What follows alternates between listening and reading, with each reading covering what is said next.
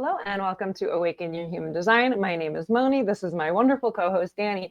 And today we're continuing our PHS, the Primary Health Systems and Human Design. And we're continuing today with environment. There's a lot of good insights. Environment holds that beautiful link node after all. And environment, one could argue, really sets up the entirety of the correctness of the movement that lets everything else see and live in the first place. So we'll get into it. Super exciting. Well, thank you to everyone who is watching and liking and subscribing and commenting and asking us questions and being here with us while we go through all this fun stuff. We love having you, and let's get into it. Environment within human design. This is about your body being in the correct physical space.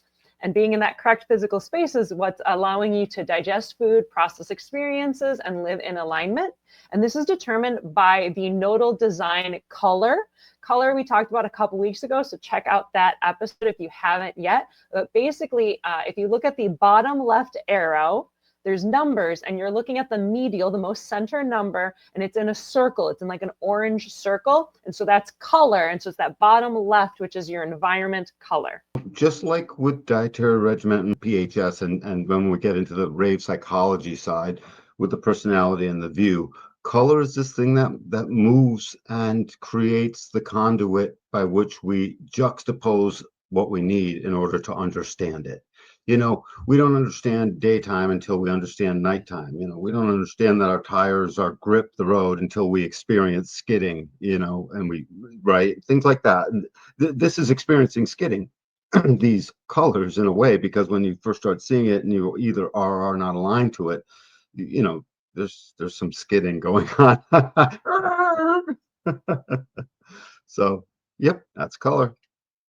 Here we have our environment chart. If you've ever looked up environment human design, you will see a chart like this. So this is our little pretty version of it. So we can kind of give a little overview before we're going to go into each of these 6 environments separately on the upcoming pages. So we wanted to give kind of a peripheral overview and primarily also explain this at the bottom left here. You have 1 through 3 are hardscapes and 4 through 6 are landscapes. I wanted you to talk about that.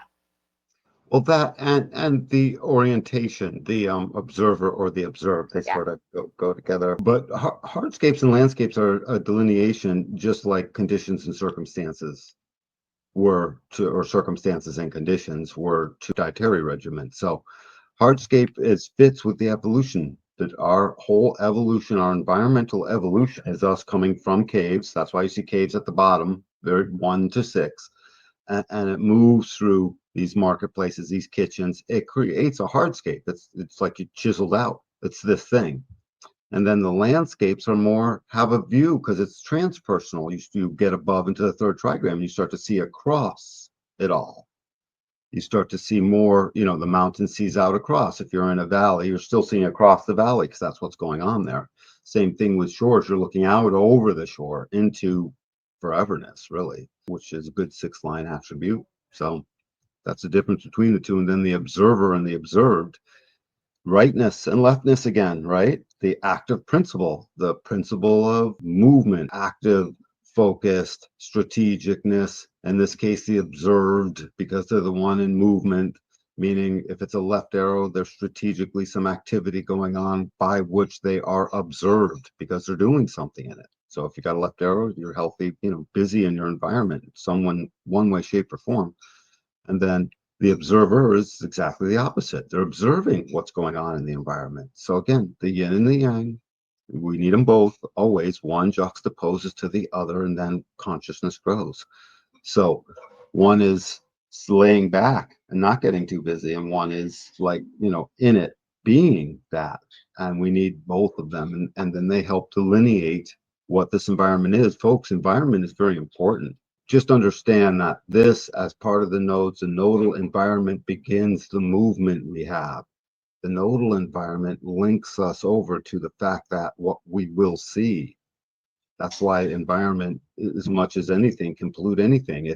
This is part of our outside circumstances, our outside body, whereas the mind, the brain system, and how we take in food is part of the internal system landscape of what we're doing. Nodes set up our movement. They get set up from our environment, not from our view. That's why it's so important. And they link to this whole thing. If we look at a body graph where we can see the actual two gates of the nodes on the environment side, we'll see how they link and create a storyline through a link node. Don't forget, what does gate 2 do? It hooks into the direction like a trolley car. It hooks into the line of geometry set up by that monopole, and that geometry is defined through the 4 gates of your nodes, starting with your environment. So environment's wicked important. And just as like the recap, because it's like last week we talked about digestion, determination, and human design, which is about your brain, the physical brain, getting the right nutrients so it can take in from the food the right nutrients, the right stuff from what you're taking in that brain body kind of way. And then we move into the environment so that your physical body is in the correct environment for how you're going to be existing. And then you bring in like the left arrow, right arrow. So left arrow is basically like busybody. Just to keep it real simple, it's like they're more busy, they're more doing stuff. Whereas the right arrow is maybe more chill. And it doesn't mean you don't move ever, but it's more like chill movements. You know, it's Tai Chi compared to, you know, doing repeat backflips, maybe, let's say, right? It's compared to the octagon and cage fighting, right? Yeah, it's like more calmer movements. And then like hardscapes, it's almost like hardscapes are almost like you're going into a thing, and landscapes are more like wide, environmental, like going out into nature kind of thing.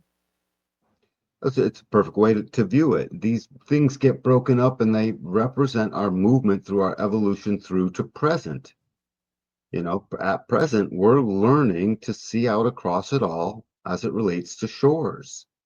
Our shores puts us level with Earth. You know, it's just such an amazing place. I mean, you're at sea level when you're at shores, basically.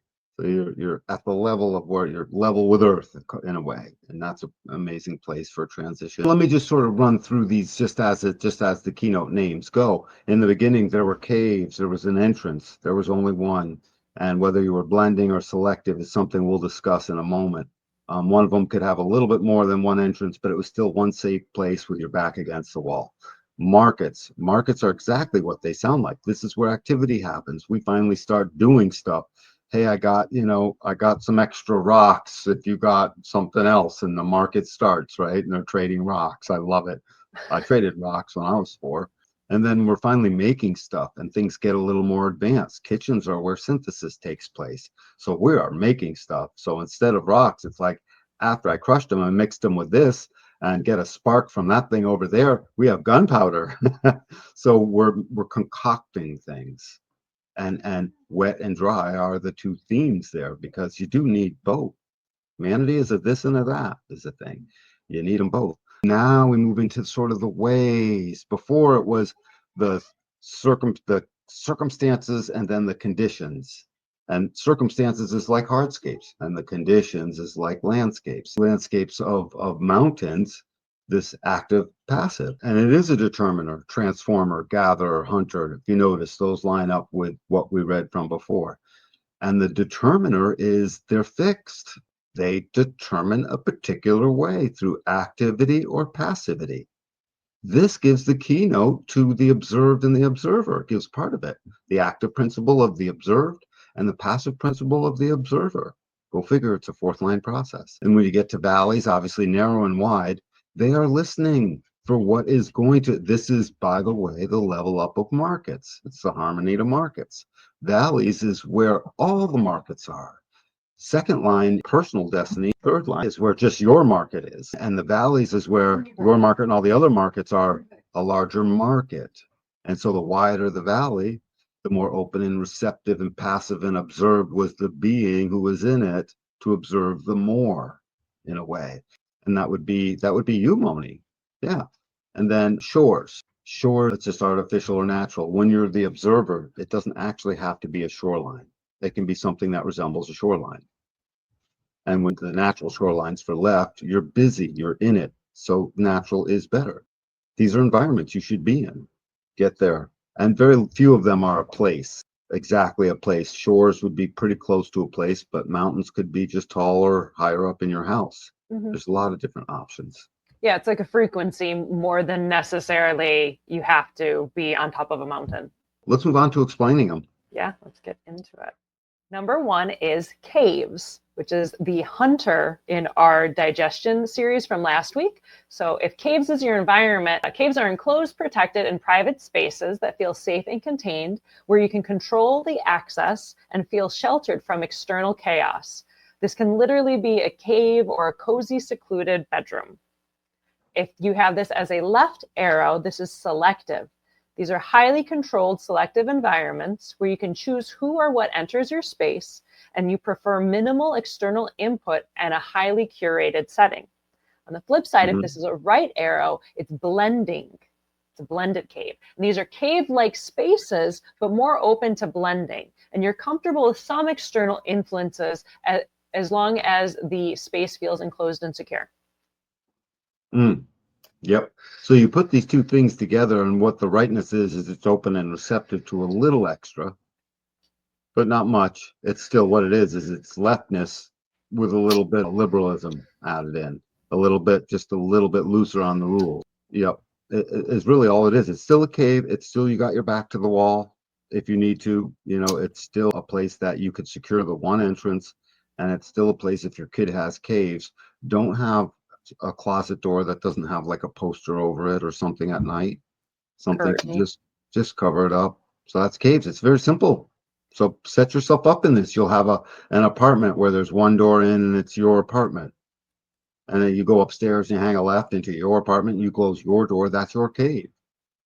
Your cars can be caves, even though there's multiple doors in, you lock most of them or all of them. And then now you're in charge of the way in type thing. Anything where you control the way in, and therefore, as an investigator, you control the amount of scrutiny upon you while you're investigating. So it's a way to allow your view on the other side to do whatever it's going to do to aid in some form of an investigation about your movement, because your environment sets up your movement in life. Pretty solid. Yeah, I mean, caves feel very simple. It's the kid that you find like hiding in the crawl space or like hiding in their closet in like a pile of clothes or something. Totally. When we get to color 2, this is the market. In digestive determination, this was the gatherer. And market environment is a bustling, interactive space of exchange, activity, and diversity. This can be a marketplace or a busy urban setting that stimulates the senses and aligns with the need for connection and variety. When this is a left arrow, it is an internal market, a market-like setting, but focuses inward, engaging selectively with the environment, and it might enjoy the energy of a busy place, but prefer to observe or interact minimally. On the flip side, if this is a right arrow, it's an external market, which is fully immersing yourself in the market's energy, engaging outwardly with people, sounds, and activities, and enjoying the hustle and bustle to feel energized by the interaction. And when we get to valleys, for which this is the harmony, we'll see why internal and narrow make sense and external and wide make sense. So we're in a cave.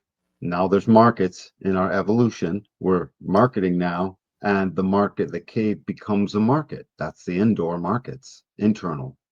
And it's literally indoor. In today's day and age, it's make a business out of your home, essentially. And you can still got a cave-like area. You still control sort of what comes in. You're still there. And then when you get to the right side, the external markets, it's on the outside of the cave. So in front of the cave, you got your next market where you can see stuff. People are coming and going. It's wider, more expansive. It's an outdoor marketplace. Either way, it is the beginning of our metropolitan pursuits over time, right? Our coming together to commune, just like when we get into the communalist and the separatist as it relates to our motivations. That would be align one thing. And here, this would be theist and anti-theist over there. It's so these correlations, they all keep working, but as it relates to your environment, if you're in markets, it's either outside, maybe not all that far from home, or inside, which is the continuation of cave. And so just sort of get used to that. You're supposed to be in more places, maybe not, right? Oh, you're not marketing right. You got to get more business, and maybe a little bit of that, but maybe not as much as you might think, right? Because I'm an internal market. I'm an internal market environment. I've had my business out of my home the whole time, controlling things with slight cave, like liberal cave policies. Yeah, you can sort of come and go. Yeah, you can, I'm closing the doors, that type of thing. So to wall off. These are the beginning binary, just like in beginning, the rigid, this is the rigid binary of just like when we were in our dietary regimen, when we were in how we eat. So do you remember that where we had the three binaries? Rigid was the one and the two, energetic, manipulative. The last one was what, selective? Selective and transitional or something. Again, those binary names and keynotes sort of basically hold true here. This is the rigid aspect of it. It's like a cave, or it's my internal space. Doors, location, there's a number on it. It is a hardscape. There's hard walls. It's this thing and me in it. That makes sense with the hardscapes. It's like it's a thing and you're in this thing. I like that. Yep. Yeah, it makes sense because it's like caves are simple. It's like first dwelling, cave, hide out from the elements, be safe. And then the second one is like, cool, you're safe. And now you have something to share or trade or barter with. Even how that works with like the digestion too. The color 2 digestion is like, what did you find at the market? What's in season, how they line up. Right. And when you're in the market, you're at the whim of the market forces. It's no different than the seasons themselves. So absolutely. Now we move on to color 3, which is kitchens. And this is the transformer. And kitchens are warm, nurturing spaces associated with food preparation, community, and sustenance. And these are environments where transformation happens. So if it's a left arrow, it is wet kitchens. And these are lush, humid, or water-rich environments that feel nurturing and fluid. Moisture supports your alignment. I always think of like a New Orleans like restaurant kitchen. It's kind of like what I think of with like a wet kitchen. And on the flip side, we have right, which is dry. And these are drier, more arid environments that feel crisp and clean. Dryness supports your clarity. And so it's kind of interesting because kitchens are about transformation. So it can literally be a kitchen, but it can also be a laboratory, crafting studio. I have a friend who has dry kitchens and he's a metal worker. Your computer station. Yeah. Is your kitchen for it's a place of creativity, the ultimate third line creativity. Remember, the profiles begin with 3 and end with 3. The third line is the manipulative, the adaptive, the transformer, the changer. It's in the keynote here, the transformer. What are they transforming? This is a synthesis of material things, a synthesis of people coming together, not coming together, coming together and then getting kicked apart. All of that is being cooked up in the kitchen. So the kitchen is this overall catch-all keynote. If your environment is kitchens, wherever it is you do your work, wherever it is you put things together, wherever it is your best thinking is going to take place, or that spot where you're going to know you're at ease, it's going to resemble a wet kitchen. So if it's your computer station, you got stuff everywhere, literally. And if it's right dry, it's more cleaned off. It might still be a mess, but it's only paper. There's not drinks everywhere and this and that and maybe even in the kitchen. A diner that just hurries up with everyone's custom breakfast in the morning. They make it on the spot. You're wet. You've got all your ingredients literally dripping and waiting to fall on it, and you don't mind. And the grease can stay on and move over here. And this, if you're dry, you're in much more control of all of that. And there's always a little bit of flour handy to dry the surface off and make it right. It's just a drier thing. It's literally, you'll see it in the wet and the dry of them. So we're water. We're mostly water. And this is the transformative acknowledgement of that, is really what this is. So let's acknowledge that human body in their wet place, water world, one way, shape, or form, or on land, dry world, one way, shape, or form. And in so doing so, it's going to transform and make stuff. And it's going to concoct things, and it's going to synthesize this with that. And relationships will be made here. Babies get made in the kitchen, they get made potentially anywhere, but I'm just saying things are bumping into things here. So it's a place of not just mutative transformation, but it's a transformation of a woman's womb from flat into a big round belly. It's like it's all transformations. When you're baking something, your wet ingredients and your dry ingredients, like it's really that simple of like, if you're mixing things together, sometimes you mix dry stuff, sometimes you mix the wet stuff, sometimes you mix them together. But yeah, that just makes a lot of sense. The dry person's always wanting their hands dry when they're working with the wet. The wet person doesn't really care and has a hard time keeping the dry stuff dry, or cares a little bit less, shall I say. And that, Yeah, I imagine somebody like manipulating clay and like making a vase or something like that.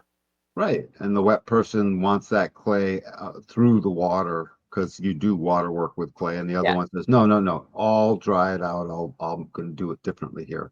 Mm-hmm. Yep. So next up, we have color 4, which is mountains and the determiner.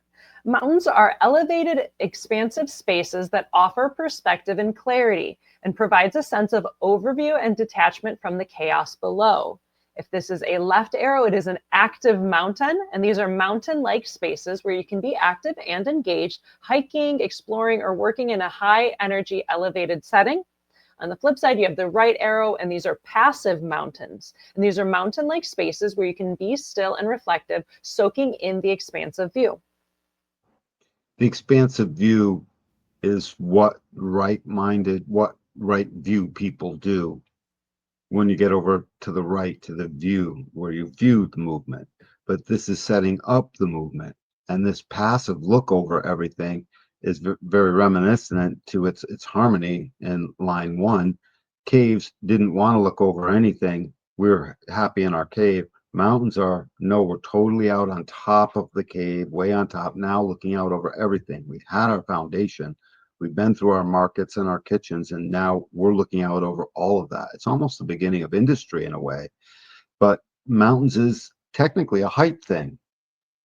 You are sort of higher up. If you have a mountains thing, being higher up is actually important to you, even just in your dwelling and where you are. And you'll notice when you go down deep into a valley and you're low on a basement floor, you're not happy. Please see that. Whereas the kitchens or the markets person might be up high, they might be down low. They're going to be fine if they feel at home in that environment. But so the active environments, the mountains like spaces, is they're moving in it. So what's in mountains? There's a certain ruggedness in mountains. There's a terrain that moves up and down. This is about the fixedness to take what we just synthesized in line 3 and move it across the plain and move it across what will be valleys next. So basically, what got brewed in the kitchen is about to be in the mountains and come down from the mountains into the valleys. This is part of that movement. After we got out of caves, we didn't go straight to valleys and be like, let's mix it up way out in the open, right? We stepped out in front of the cave, and then we started mixing stuff. And by the way, much of that kitchen was back in a cave, and we're evolving through that because it's all hardscape. They didn't just reinvent the cave, but they started to. And then there would be outbuildings and other things, and now finally we ditched the cave altogether. We in the mountain, people build homes. This is the beginning of truly building the homes. And like seeing what's out there. Yeah. Like, because cave is very like, scary, danger, be safe. And then it's like market, like, okay, you start opening it up, you start seeing what's nearby. Kitchens, you're mixing stuff up. And then it's like mountains, it really makes sense because now you're like, okay, I need to get like, because 4 and 1 are linked up. So it's I'm like out of the cave and above it now. To see over, like, hey, what else is out there? Like a valley is already like, it makes sense that valley is the next one because a valley is almost more vulnerable. You can see into a valley. If you're on the top of the mountain, you see out over everybody. So it makes sense with that 4 and 1 kind of link where like the 1 is insecure and the 4 is also like redeveloping its foundation from that initial foundation. Yep. That makes sense because I kind of never understood. I was like, why is mountains 4 and shores 6? Like I thought mountains would be like higher up because you're looking out over and like, oh no, that actually makes sense to me now. So that's really cool. It's harmony to the caves. Yeah. Yep. And by the way, if there wasn't a mountain to go to, they built them. When the Mayans were here doing stuff, we're starting to carry forward into doing what is going to be fourth line stuff. That part of our evolution is well underway because we're already in valleys, pasture foods, and you know what I mean, raising up stuff and creating farming and all of that. So that is the valley. And then after you've done all that work, you go to the shore, essentially. So, hey, head to the beach. That's a 6-line thing when we get there. Once we But get there, let's just stick with the mountains for now. first, the mountains. The mountains are simply, they're above the cave, and it's like, don't worry, sweetie, I'm on the perch on the mountain today. I'll know anything that comes anywhere near our cave, where plenty of our markets still are, where I have fond memories of plenty of synthesis did take place inside and outside of that cave in the kitchen. And now I'm up here building a new foundation that's going to have momentum to move from the mountain down. That makes sense. My boyfriend is a active mountain. He's always moving over terrain. Constantly. And especially when we're at a party or, we do a lot of like event production, party production kind of stuff. And so he's part of people who are building things and checking things out. I mean, he is constantly like doing his loops, checking things out, keeping an eye on everything. And especially when there's like a loft or something, he's like up in the loft, taking a look, making sure everything's cool, but he's always moving around with it. Whereas like we have another friend who is a passive mountain, and she'll like perch up on the top and she'll just like hang out. She's happy enough just knowing she's on a mountain. Yeah. And she'll keep like an eye out, but she's like up and away and in the corner and you almost don't notice her. Whereas he's always moving around being an active mountain, where she's like a passive mountain, still on the loft, still looking out, still making sure everything's good and checking that her friends are safe and everything is okay. But it's very, very obviously distinct with the active and the passive mountain in a fun way. And another important thing about the mountains is you are outside. You are not in a cave. You are out of the cave. Even when you just read through the lines, this will make more sense as it relates to the valleys, but even that. So too is just like here, looking out over things, the passive as it relates to marketplaces, outdoor markets versus indoor markets. But you'll see these harmonies as we move up to the 5 and the 6, but you're outside of the cave. You're outside. You're out. You're out of the thing. The first 3 are like a thing, and now you're out of the thing. You've moved beyond the thing. Right. That's why you're in a landscape. You're not part of a hardscape. Color 5, which is valleys, and this is the listener. And valleys are grounded, contained spaces that feel nestled and secure. And these are environments that provide a sense of being held and supported by the earth. If it's a left valley, it's a narrow valley. And these are tight, focused, valley-like spaces where you feel contained and protected. Narrow spaces help you focus. On the flip side, we have the right arrow, and this is a wide valley. And these are broader, more open valley-like spaces that still feel grounded but allow for expansiveness. Again, think of how much this mirrors the right and the left of view. Each of these words and these keynotes are exactly what we would think of when we move over to the right and get into the view on the personality side. We're not there yet. That'll be next. But these things also totally mirror. This is where I wanted to bring up the second line, indoor and outdoor marketplaces, internal, external. Wide is far more like the external, more expansive. And indoor/internal is far more the narrow. But the valley is a place of commerce where all the commerce is taking place, all the individual marketplaces of this guy and this guy's home and that guy's thing and this guy's flea market and that guy's outside tag sale and this guy's muffler shop. All those things are now part of a larger valley. And everyone knows everyone in the valley. I live in Pioneer Valley. Valleys are one of the most named things there are, right? Death Valley. Well, because like it's easier to live in a valley than on a mountain. It's harder to bring your supplies. It's hard to get water and electricity and stuff like that. So you're going to more likely be living in a valley. Right, exactly. Because now that you've surveyed all the terrain, you are out in it. And now it's time to come into where there is more water, by the way. Valleys tend to be where there is, like, you got a river running through it, potentially. Yeah. Although you could have plenty of water in the mountains, too. Who am I kidding? But generally, though, like if it's a valley, like if there's going to be more likely to have a river in a valley by the nature of like water erodes things. But it's like, yeah, you can have a spring, you can have water in the mountain, but it's still going to be easier if you're building like a city and a town. You can build a house in the mountain. It's harder to build a town. It's easier to build a town in a valley. Right. Exactly. So we get into this wide and this narrow, and it's exactly as it sounds. The narrow one wants to move more into the ravine first, and because they are strategic and they're still tied into the old way. By the way, this is all about our connection to the old, the strategic, and our movement forward into what we really are, which is the open receptive. what we're moving into, and that thing that we have within us. So the open receptive wants it a little bit wider because it brings more possible things to happen. It just brings more to fill what rightness does, takes everything in.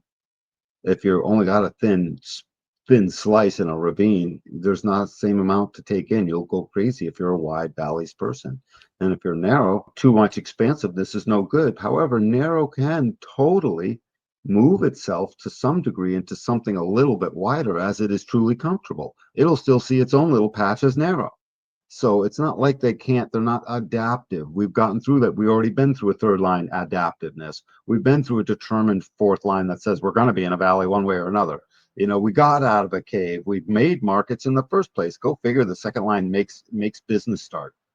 Oops, it didn't know. It just, it's called into it. So apparently humanity is genetically designed to trade, share, and make business out of things, because there it was before, we were even talking all that well, technically.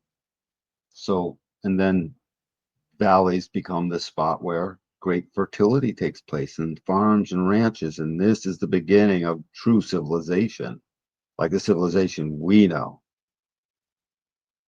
Fourth line is the beginning of it because it looks out over its civilization. It's starting to create aspects of it. It is certainly fixed, fixedness. However, the listener who listened to all of that said, no, we need to get into the valley. So all you guys roll on down the hill because everyone's up in the hills. It wasn't that hard to find people. They just had to let gravity do the work. Down they came, like literally, over time, except certain valleys that were populated all along. But so valleys, place to be. I love my valleys. I'm a wide valley. And really? I'm a wide valley, and I could totally tell the difference. Valleys, the listener, it's related to sound. So even like, I don't like earbuds. Like I wear them for the sake of the microphone and everything. But even, I don't know if you've heard of bone conduction headphones, and they sit on the outside and they like vibrate on like your facial ear bones so you can hear it. And I love those. Nice. I love those. I don't like narrow houses or narrow corridors. I don't like little hallways and stuff like that. I love a wide open floor plan, that kind of stuff. It's a very cocooned, kind of like wide cocoon feeling. And if I am like in a wide valley in nature, I feel like I can hear better, and I feel just safe. I feel comfortable. I feel like everything is right, and I can properly understand my environment by the way the sound is coming in. Almost like I have like little antennas that can like feel into the frequencies and which way is the right way to go or the wrong way to go. And the sound is what is the master frequency that dials into all the other frequencies, is sort of what you're pointing out. Valleys also is very much in line, keeping with the fifth line process. The valleys is where lots of art and beauty does start to take shape. It is where there is lots of practicalness. There also starts to have to be lawmen, and stuff like that. So that's becomes more of a thing. It's also the conditioner and the conditioned. It is the conditioner, and the master seductress is the valley. The valley was akin to what the big cities are, how they're so seductive to everyone who wants to, think about that. Not so much anymore, I might add. That's just the way it's always worked out. The valley became a hub. And so even from in the mountains or caves or any place else, people would look upon valleys as, seductive. It is very fifth line, and the valley doesn't have to work hard to universalize, does it? Anyone from anywhere around at any elevation that's even 20 feet above the valley can look several miles and see, oh, look, there's that thing over there. Mm-hmm. And it's going to make its way through, like the universalization is going to work its way through. Yeah. And like that's the thing through too, like airflow and movement of ideas. Like I cannot be in a room without an open window or a fan or something moving the air. If I walk into a stagnant air room, like it's like shaky for me. I hate it. Like there's few things I hate more than like a stagnant room with no airflow moving around, or like I don't have any new ideas coming through. Like that stuff will drive me mad. And then I have one more like funny story, because I am a wide valley, but my boyfriend is an active mountain, which is a funny combination because valleys and mountains are kind of different. Right. And when we did like a road trip out in Arizona a few years back, and we were driving all around to go to like Grand Canyon and Sedona and Antelope Canyon and all these places. And it was absolutely hilarious as we were going up and down in elevation, both driving from city to city where you're going up and down thousands of feet in elevation. And even when we did some hikes, when we were going up in elevation, he would feel better, my mountain environment, my mountain man, and I would start feeling worse. And then we would hike down or we would drive down into whichever next valley town, and I would start feeling better and mountain man would start feeling worse. And Wow. it was so funny. It was an absolutely immediate thing that we noticed with each other. And I always loved coming into the valley. It was such a big draw for me. And only when I found out, resonance and harmony, and I found out the meaning, the genetic meaning and the movement, mechanical meaning of that, it made so much more sense. I've always allured myself into, it's always been so alluring to me. Well, it always feels lush. Like even the picture, like the mountain picture is like, it's like, wow, it's impressive, snow-capped mountains. Whereas like the valley is like, oh, it's so lush and I want to go there. And there's like life and something to do and see and people. There's a saloon with a piano player. They're in the valley. The first full-on saloon with a piano player starts in valleys. Yeah, It it's didn't lush. quite, It's welcoming. it didn't start in mountains, or if it did, it was like not really, right? Well, yeah, you'd first settle something in a valley and then maybe you go into the mountain and then you create a town in the mountain. But yeah, the first ones would be in the valleys. Like, yeah, I don't know. I love Absolutely. valleys to me are like lush cocoon, safe spaces where I'm like contained but open enough. Well, and valleys are the harmony again to the marketplaces. So the second line sets up a little foundational stuff as it relates to what the fifth line is now going to totally build upon and receive that calling and universalize it. And again, valleys are the one thing that naturally, organically universalizes. It doesn't have to do anything.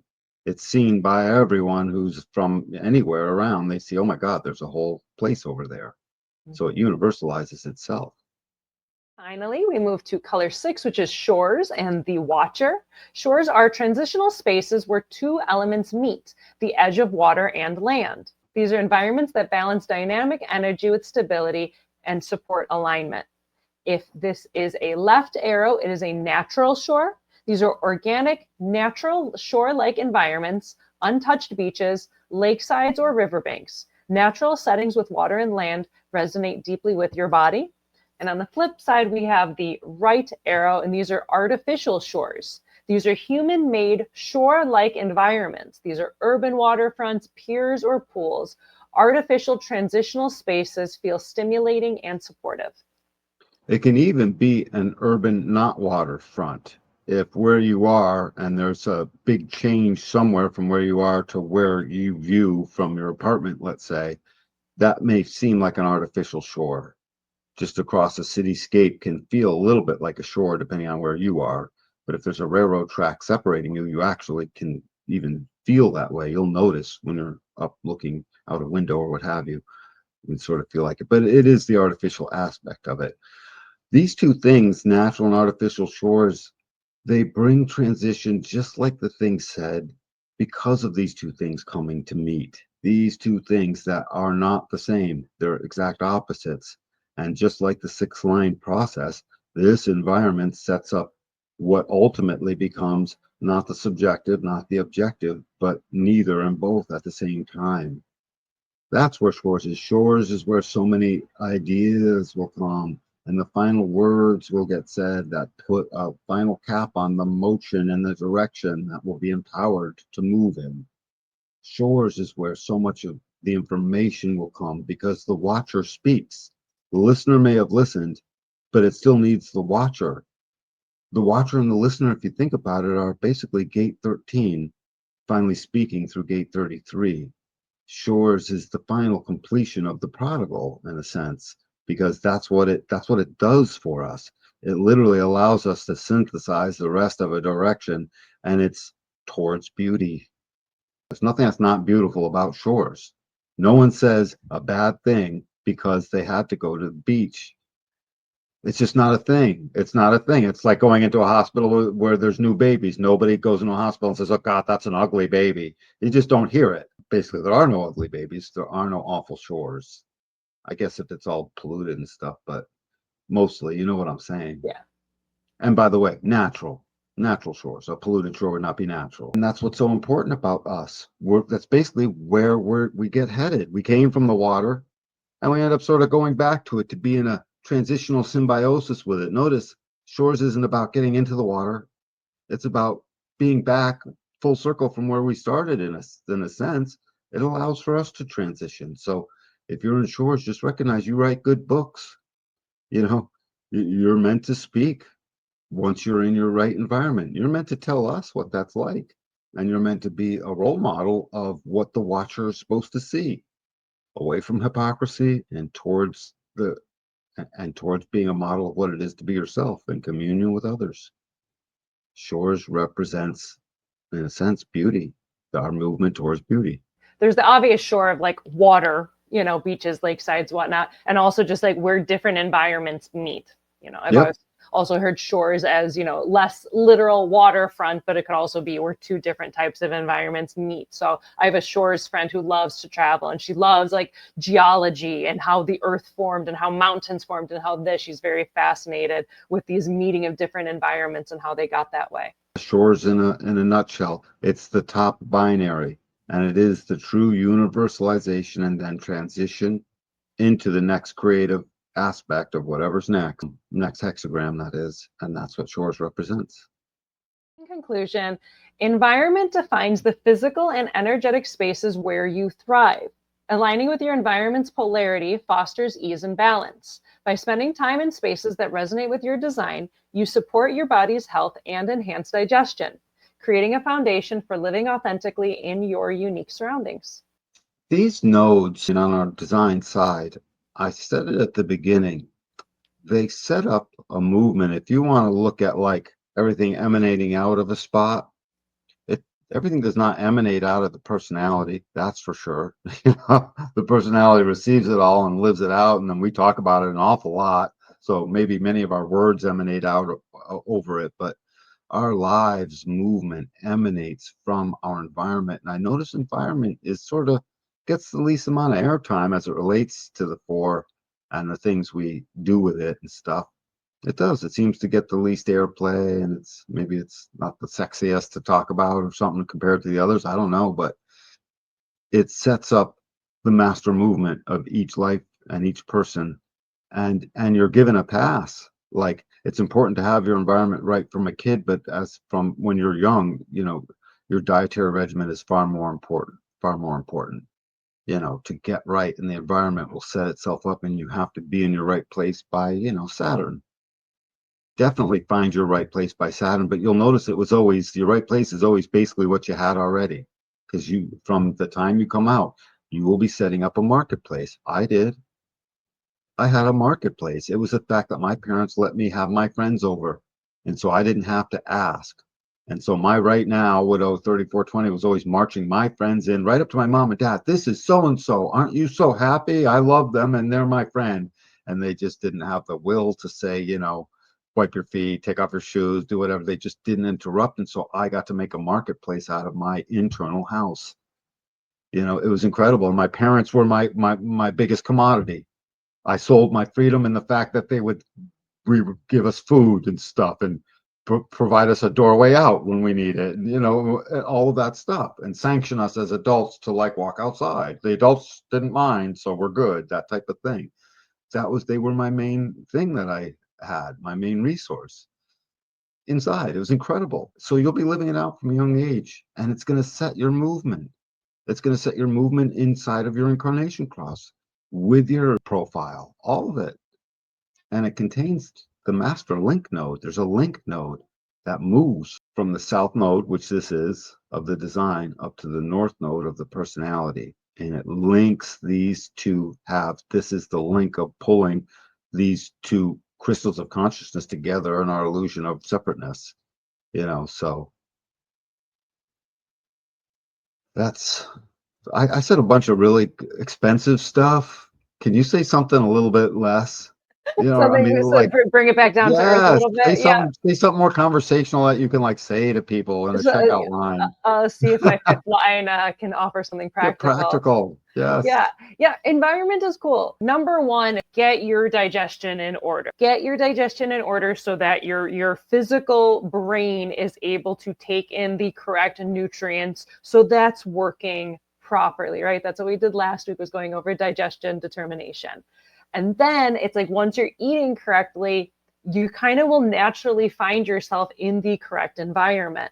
And for your body to be in the physical correct space for that frequency to be right for you. And notice when you're in the correct environment, right? I'm a wide valley environment. When I'm in an open but cocooned area, it's not just wide open where I'm like, ugh, like that feels like super exposed to me.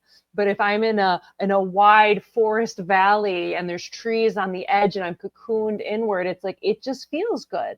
Whereas like if it's too open and exposed, or if it's too narrow, or if I'm going up hiking a mountain, it's just disorienting. Like I'm not afraid of heights by any means, but we're hiking up in these mountains and I could just feel a sense of disorientation and incorrect frequency of like, I'm not where I'm supposed to be. Even if it's cool to see and it's pretty, my body knew it wasn't in the right place. So play around with it, see what your environment is and what frequency that is and how you make it work for you. You can be up physically in the mountain, or maybe you're just, your bedroom is on the second floor. Literally, in the sense of a little bit of height. Because it's really a sense more than anything. It's not specifically where you are. It's a sense that you're in the right place, and you'll know, especially if you're open G. If you're open G, environment becomes about the most important thing to you. You know, place, being in the right place. So pay wicked close attention to it. Next time you call in for a reading or whatever, let's parse your environment into your life and see how that's working out for you. By the way, I'll need your help with that, because as we go through it, you're the only one that knows what is it I'm talking about. So you got to give me feedback so we see how we're moving with all of that. Yeah, it's fun. It's a fun thing to play with. And once you find yourself in it and it kind of just unravels itself in front of you and you see where you feel good and where you don't feel good, you know, and then after your environment gets in order, then you kind of naturally move into perspective. So the next show, we'll be talking about perspective. And it naturally is this process of like, get your food and your brain in order, then you get your physical body in order, then you'll start seeing things correctly. And then your motivation will start developing correctly, so you're acting correctly. Like it's a really whole beautiful process that we get to play around with here. And then you can see all of this. So, and that's why the movement starts at determination, right? Design, Sun, Earth, and moves in a horseshoe and ends at personality, right? That's how we're moving with all of this. Because now that we're done with this, as we move over, and then you can see, we get to view. And we're blind without it. And you know, we don't want to have the constant distraction that view gives us, which we don't receive on the design side. The design side is largely unconditioned is the thing. It's the thing that's perfect, always screaming at you saying, hey, you're not self is your unawareness of me and trying to pretend I don't exist. That's the simplest way to put that. So environment sets up the way you will be made to see. And what you see ends up being everything, because that ends up being the life you have. Environment doesn't get read a lot, but you should really read into it.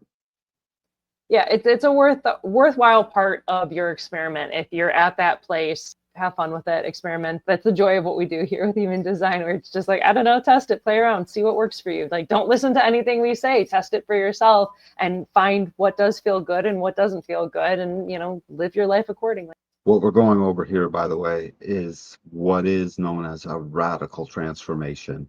This is far beyond simply strategy and authority. And if you don't have strategy and authority down, this won't make the sense, even if you think you see it.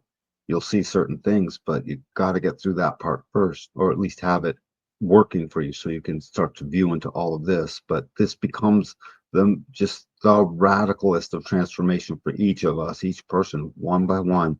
And you simply have it by choosing to come to know it. So come to know it.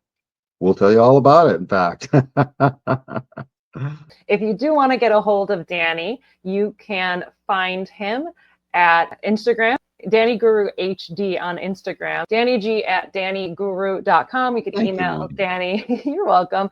Just put in the subject line that you saw him on the show and you wanted to talk to him. If you want to get a hold of me, you can find me at our Instagram at Awaken Your Human Design. I'm going to try to be developing that more. People swamp us. You should swamp us. The level of knowledge that we can pour into your venue for whatever it is you want is like stunning. So our inboxes or voicemails or whatever, hard to be able to keep up with it. It's good stuff. And if you're ready for it, reach out. If you want to just talk to us, if you want to talk about show stuff, if you want to do a reading, just reach out. We'd love to hear from you. So yeah, show stuff too. Absolutely. Yeah, questions to answer on a show are always good. Yeah, absolutely. So yeah, super fun. We'll be continuing our Radical Transformation PHS Rave Psychology series, and we're going to be diving into perspective, which is going to be really fun. Seeing your environment correctly, right? It's seeing your environment and seeing your path, and then therefore seeing your whole experience. It's so you turn blind to all of that when your environment isn't right. When I say blind, it becomes opaque, confused, and what the keynote is, distracted. Distraction is the bane of the view side of things, and we'll go over that when we get there. Perfect. So that'll be fun when we get to that. Until then, thank you, Danny. Thank you to everyone who is watching and liking and subscribing, commenting, asking questions. We love it and really, really helps us out. We love having you, and we will catch you next time for another awesome show. Absolutely. Much love, everyone. Thank you very much.